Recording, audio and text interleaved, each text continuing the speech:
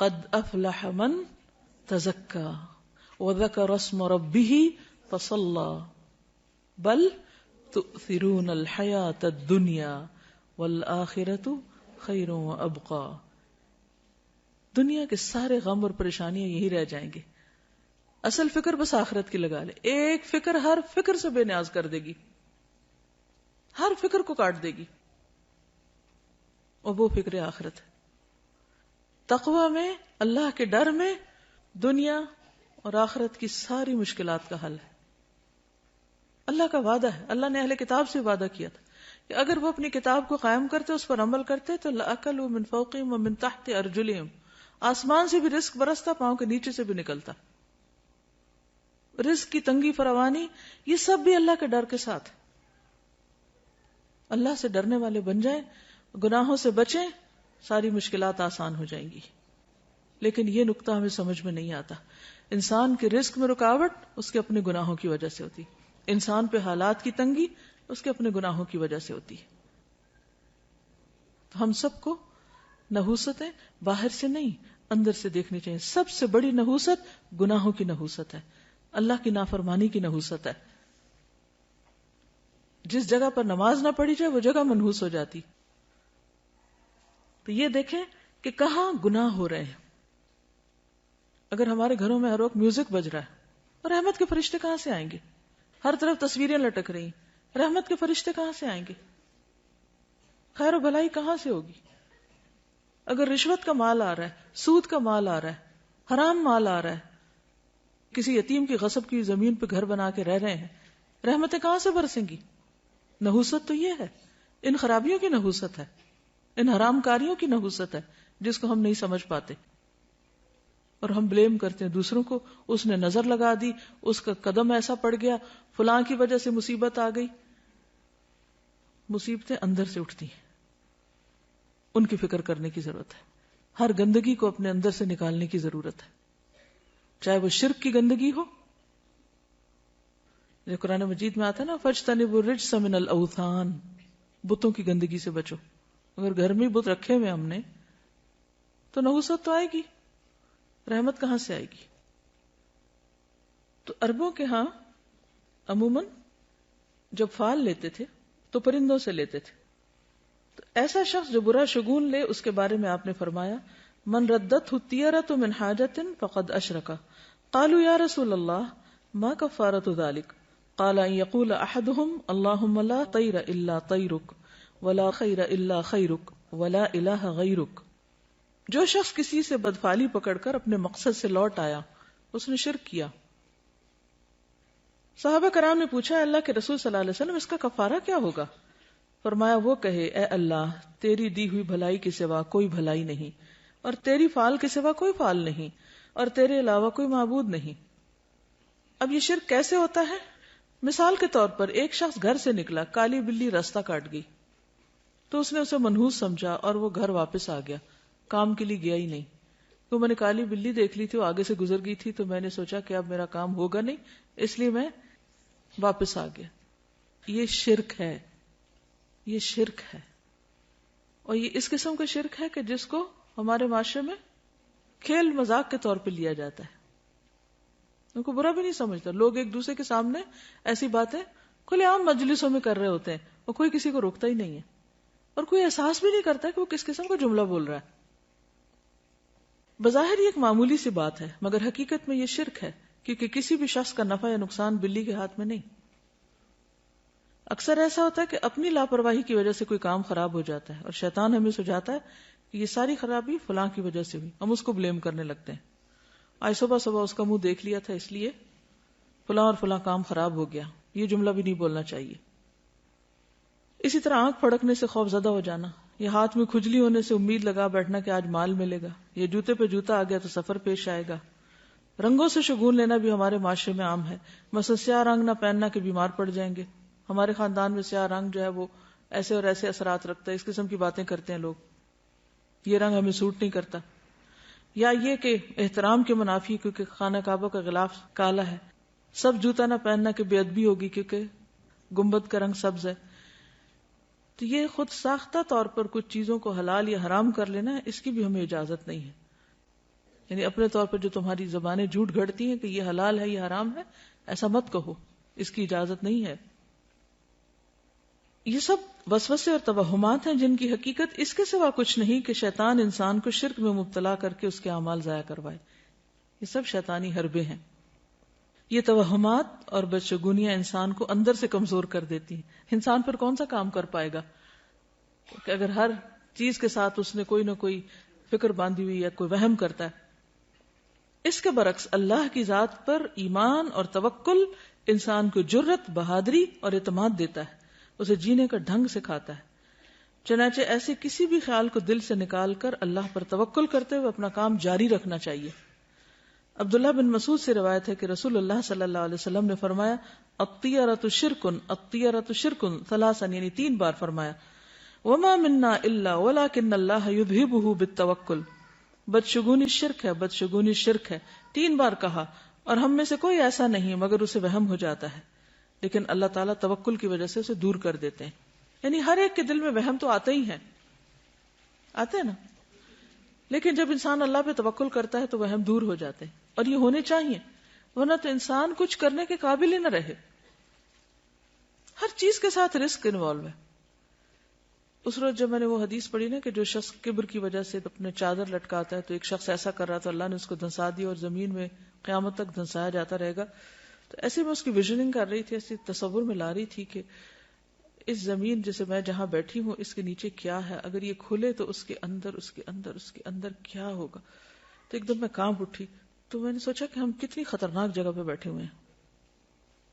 یعنی زمین جو ہے اللہ نے اس کو ٹکایا ہوا کہ ہم ٹکے ہوئے اس پر. الم نجعل الارض مہادا، تو مہاد بنایا ہوا تو ہم آرام کر رہے ہیں، ورنہ اگر یہ پھٹنے لگ جائے اور انسان اندر اترنے لگ جائے تو سوچے کہاں جا کے پہنچے، کہاں پہنچے. تو اللہ تھامتا ہے. آسمان کی طرف دیکھو کیسے اللہ نے پرندوں کو وہاں تھاما ہوا، ہمیں زمین پہ تھاما ہوا ہے.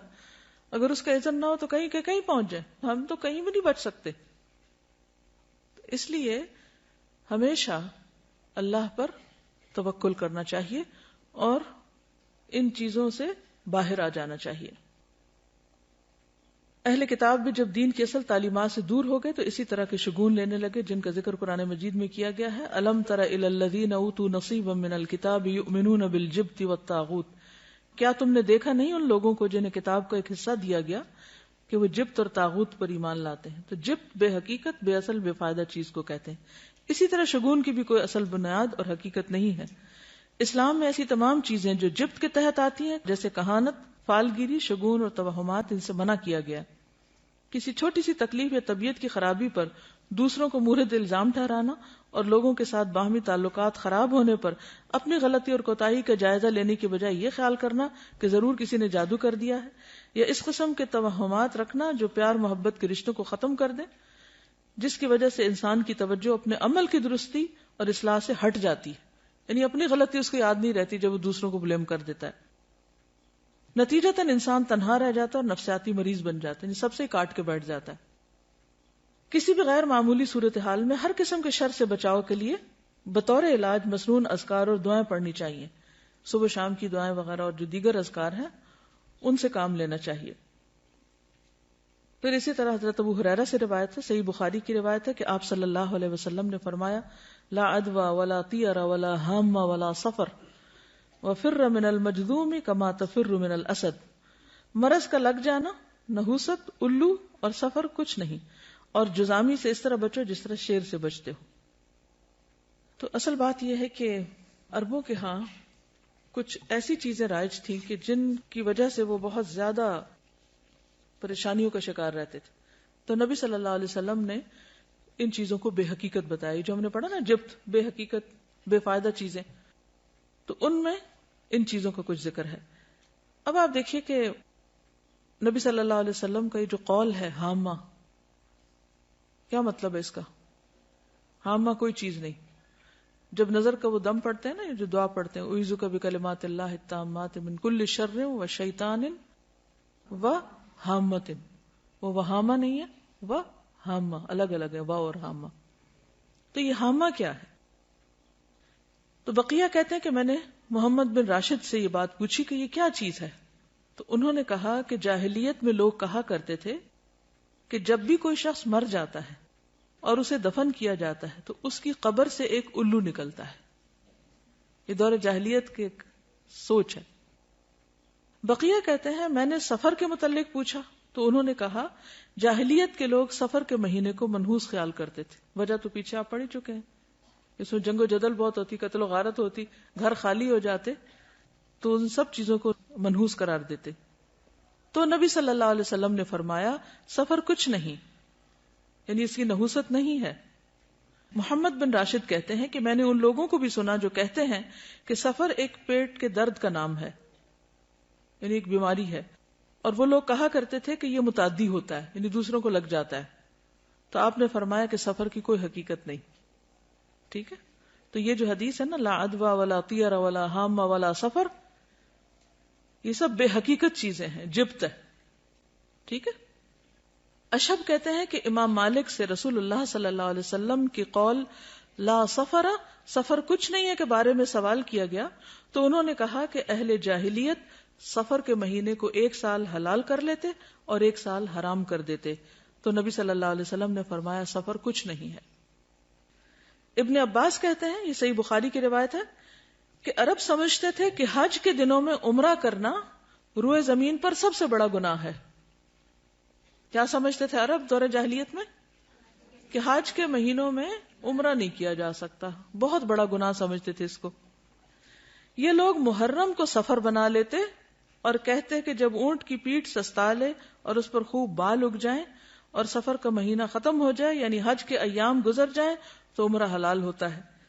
پھر جب نبی صلی اللہ علیہ وسلم اپنے صحابہ کے ساتھ چوتھی کی صبح کو یعنی ذوالحج کی 4 تاریخ کو حج کا احرام باندھے ہوئے آئے تو آپ نے انہیں حکم دیا کہ اپنے حج کو عمرہ بنا لیں، پہلے عمرہ بھی کریں. یہ حکم عرب کے پرانے رواج کی بنا پر صحابہ پر بھاری گزرا کہ اچھا، کیونکہ دور جاہلیت میں وہ اس مہینے میں عمرہ نہیں کرتے تھے، حج کے مہینے میں.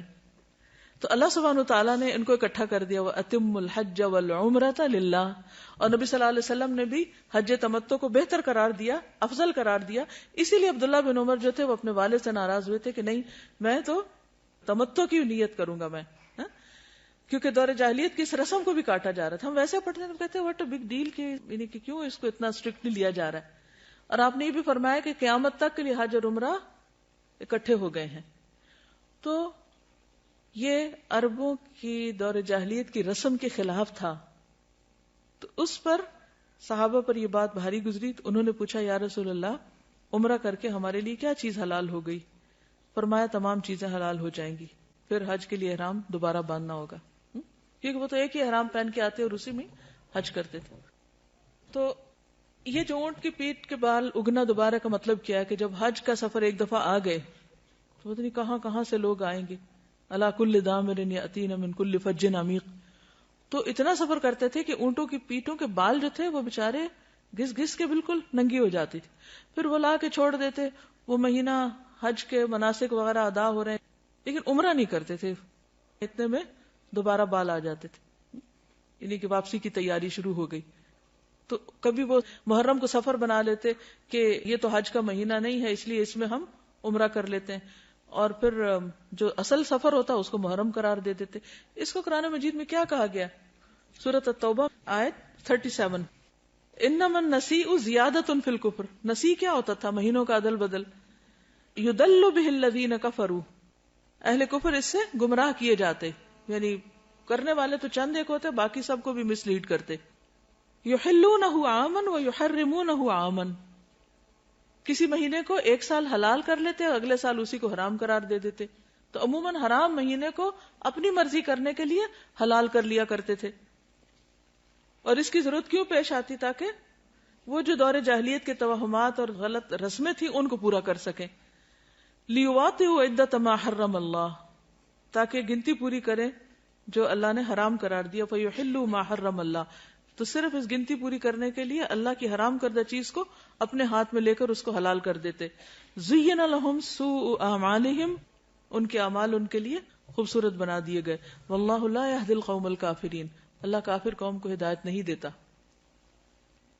تو سفر جو ہے اس کی کوئی حقیقت نہیں. اور کس چیز کی حقیقت نہیں؟ حامہ کی نہیں. ٹھیک ہے، حامہ کیا ہے؟ الو، ٹھیک، جو قبر سے نکلتا ہے. اچھا، یہ جو تصور تھا نا کہ مردہ جو ہے اس کے اندر سے الو نکلتا ہے، تو پھر وہ کہتے ہیں کہ وہ الو گھر میں آتا ہے اور آ کے مردے کی باتیں بتاتا ہے کہ اس کے ساتھ کیا ہوا ہے. یعنی اس قسم کی خرافات بھی ہیں. اور پھر یہ بھی کہا جاتا ہے کہ مقتول کی کھوپڑی سے پرندے کا نکلنا اس وجہ سے ہے کہ وہ پھر پیاسا بھٹکتا رہتا پرندہ جب تک کہ انتقام نہ لے لیا جائے، یعنی مقتول کا انتقام نہ لے لیا جائے. تو وہ آوازیں نکالتا ہے اور لوگوں کو کہتا ہے. وہ ایک خاص پرندہ تھا کروان، جس کی طرف یہ بات منسوب کی جاتی، کیونکہ وہ بولتا ہے پرندہ، تو پھر اس کا بولنا جو ہے وہ اس کو منحوس سمجھا جاتا ہے. اور الو کے بولنے کو بھی، کہ جہاں جس گھر میں الو بولے گا وہاں سے کوئی بندہ مر جائے گا یا کوئی جانور مر جائے گا، یہ بھی ان کا خیال تھا. جس طرح ہمارے ہاں بلیوں سے شگون لیتے ہیں جب وہ روتی ہیں. کبھی روتی بلی کو سنا؟ اس وقت کیا خیال آتا ہے؟ خوف آتا ہے نا. اچھا، کیا خوف آتا ہے؟ کہ کوئی مصیبت آنے لگی ہے. نہیں، کوئی مصیبت نہیں آتی اس سے. ٹھیک ہے، اس وقت اپنے دل کو مضبوط کیا کریں. اب یقین کیجئے کہ اگر صحیح دین پر آپ عمل کریں گے نا تو آپ کے اندر سے خوف نکل جائے گا. آپ اس وقت یہ سوچا کریں کہ اللہ کے اذن کے بغیر کوئی نقصان ہو ہی نہیں سکتا. بلی بیچاری کو کیا خبر کہ اس نے کس چیز پہ رونا ہے؟ اس کو کہاں سے خبر ہوگی کہ آنے والی کوئی مصیبت؟ وہ بیچاری اپنی تکلیف سے روتی ہے اور ہم اس سے اپنی تکلیف کی طرف لے جاتے ہیں، کیونکہ ہم ہر چیز کو پرسنل لے لیتے ہیں نا. کوئی کسی کی بات کرو تو ہم اس کو اپنے اوپر لے جاتے ہیں. اس کی تکلیف دور کرو، وہ بیچاری اپنے رونے میں رو رہی ہے اور ہمیں اپنا رونا پڑ گیا. اس کے علاوہ اور کس چیز کی حقیقت نہیں؟ یہ جو پرندوں وغیرہ سے بھی بدشگونی لیتے ہیں، ہاروسکوپ سے لیتے ہیں. وہ لکھا ہوتا ہے نا ہفتہ کیسا گزرے گا، تو اس میں لکھا ہوتا ہے بدھ کے دن آپ سفر نہ کیجئے کیونکہ حادثے کا امکان ہے. اب لوگ اگر اس کو سامنے رکھ کے اسکول سے چھٹی کر لیتے ہیں، تو اب آپ دیکھیے کہ دنیا کا تو سارا کام ہی ٹھپ ہو کے رہ جائے اگر انسان ان خرافات کے پیچھے چل پڑے. کس قدر نقصان دہ ہے. تو ایسا سوچنا اور ہاروسکوپ پر یقین رکھنا یہ کفر ہے، شرک ہے. اور کس قدر افسوس کی بات ہے کہ کھلے عام بعض اوقات ان چیزوں کو پروموٹ کیا جا رہا ہوتا ہے اور لوگوں میں کوئی حلال حرام کی پھر تمیز ہی نہیں رہی، جائز ناجائز کی تمیز نہیں. اور اس طرح شیطان ہمارا ایمان اچک کے لے جاتا ہے. اور اگر شرک ہو جائے، ایمان میں خرابی آ جائے، تو آپ سوچئے کہ پھر تو نمازیں بھی گئیں، حج بھی گئے، عمرے بھی گئے، صدقہ خیرات، ہر چیز ضائع ہو گئی. کس قدر خسارے کا سودا ہے. شیطان بڑا چالاک دشمن ہے. وہ وہاں جا کے حملہ کرتا ہے کہ جڑ کاٹ دیتا ہے، باقی آپ جتنی مرضی تھکتے رہیں، تھکیں دن رات، قبول تو ہونا نہیں. وہ تو سب ضائع ہو جائے گا شرک کے ساتھ. تو اس لیے ان چیزوں کے بارے میں معاشرے میں جو غلط فہمیاں پائی جاتی ہیں، یا لوگ صرف فن کے طور پر یا کھیل کود کے طور پر ان چیزوں کو اپنائے ہوئے ہیں. کچھ لوگ کہتے ہیں نا we are not serious, we just enjoy reading, کہ ہم بس خوش ہو رہے ہیں پڑھ کے، لیکن اندر اندر سے مان بھی رہے ہوتے ہیں. ایک ہلکی سی وہ اندر ہوتی ہے ڈر کی سی کیفیت. کچھ لوگ تو شادی کے پلان نہیں بناتے جب تک، اب تو خیر ساتھ ویدر بھی دیکھتے ہیں، لیکن چلے ویدر فور کاسٹ ایک مشینی عمل ہے، وہ یہ نہیں سمجھتا کوئی کہ غیب کا علم ہے. لیکن ان چیزوں پر تو پھر ایک طرح سے غیب پر ایمان لانے والی بات ہے. انہی شیطان نے اگر اس کو یہ کہا کہ شرک نہ بھی ہم بولیں، لیکن ہم اس کو صرف ایک فن یا ایک جسٹ فار انجوائمنٹ کے طور پہ بھی لیتے ہیں، تو ہم اس کو انڈائریکٹلی پروموٹ ہی کر رہے ہوتے ہیں اور لوگ پھر اس کو چھوڑ نہیں پاتے. تو اس لیے بہت ضروری ہے کہ ایسی ساری کتابوں کو گھر سے نکال کے جلا دیا جائے، پھینک دیا جائے، کوئی اور بھی نہ پڑھے. موبائل فون پہ آتا ہے، استغفر اللہ. یعنی کہیں نہ کہیں سے کوئی نہ کوئی جو جدید ذرائع کمیونیکیشن ہے ان کے ذریعے بھی لوگوں کو انوالو کر لیا گیا. تو آپ دیکھیں نا کہ کس قدر خرابی ہے، کہ بچنا کس طرح مشکل ہو گیا. آپ صلی اللہ علیہ وسلم فرماتے ہیں کہ میری امت میں شرک کس طرح داخل ہو جائے گا، جیسے سیاہ رات میں سیاہ پتھر پر سیاہ چونٹی، کہ نظر بھی نہ آئے، پتہ بھی نہ چلے. دیکھیں اس قسم کی جو بھی چیزیں ہوتی ہیں نا، اس میں اگر آپ یہ کہیں کہ ہم پورا یقین نہیں رکھتے تو اس کی وجہ سے شک میں مبتلا ہونا بھی غلط ہے. تو شک والی چیز کو بھی چھوڑ دینا چاہیے. پھر اسی طرح بیماروں سے نفرت کرنا اور یہ سوچنا کہ یہ ضرور بیماری مجھے اس سے لگ گئی ہے یا لگے گی، یہ وہم بھی نہیں کرنا چاہیے. کیونکہ آپ دیکھیے کہ جب ایک وائرس پھیلتا تو ہر ایک کو تو نہیں لگتا نا. اگر صرف وائرس ہی لگنا ہے تو پھر تو کوئی نہ بچے، لیکن پھر بھی کچھ لوگ بچ جاتے ہیں. اس کا مطلب ہے کہ اصل چیز وائرس نہیں ہے، اللہ کا اذن ہے. اگر اللہ کا اذن ہوگا تو بیماری لگ جائے گی، ورنہ نہیں. تو اس میں بھی انسان کو ڈرنا نہیں چاہیے اپنے اندر.